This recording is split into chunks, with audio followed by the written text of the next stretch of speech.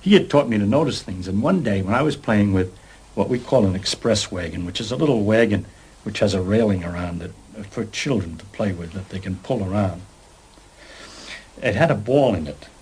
I remember this. It had a ball in it. And I pulled the wagon, and I noticed something about the way the ball moved. So I went to my father, and I said, "Say, Pop, I noticed something. When I pull the wagon, the ball rolls to the back of the wagon. It rushes to the back of the wagon. And when I'm pulling along and I suddenly stop, the ball rolls to the front of the wagon." I said, "Why is that?" And he said, "That," he says, "nobody knows." He said, "The general principle is that things that are moving try to keep on moving, and things that are standing still tend to stand still unless you push on them hard." And he says, "This tendency is called inertia, but nobody knows why it's true." Now that's a deep understanding. He doesn't give me a name. He knew the difference between knowing the name of something and knowing something,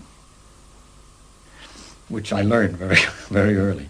He went on to say, if you look close, you'll find the ball does not rush to the back of the wagon, but it's the back of the wagon that you're pulling against the ball, that the ball stands still, or as a matter of fact, from the friction, starts to move forward, really, and doesn't move back. So I ran back to the little wagon and set the ball up again and pulled the wagon from under it, and looking sideways and seeing indeed he was right, the ball never moved backwards in the wagon when I pulled the wagon forward.